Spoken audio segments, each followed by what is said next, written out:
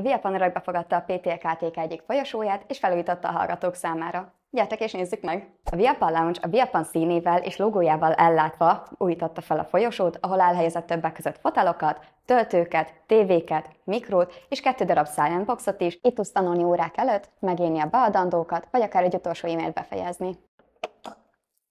Több USB-A és C-s töltőket is elhelyeztünk a lounge-ban. Vagy ha te is mindig otthon felejted a kábeleket, akkor vannak kihelyezve vezeték nélküli töltők is.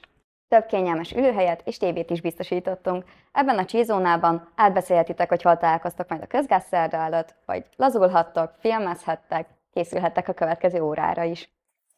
Itt még mikrókat is találhattok. Feltöltődhetsz, az ebédedet is megmelegítheted, és el is fogyaszthatod. Tudod, mi ez a Silent Box? Ez egy hangszigetelt menedék, ahol telefonálhatsz, online vizsgázhatsz, interjúzhatsz is az első komoly állásodra, senki sem fog zavarni. Mindezt szuper hangulatú, melódiák dizájnnal. Hangok kint, béke bent. Itt van minden, amire szükséged lehet a kikapcsolódáshoz, vagy a tanuláshoz. Itt minden a kényelmedért van. Csillaj te is itt, vagy használd a Silent Boxot.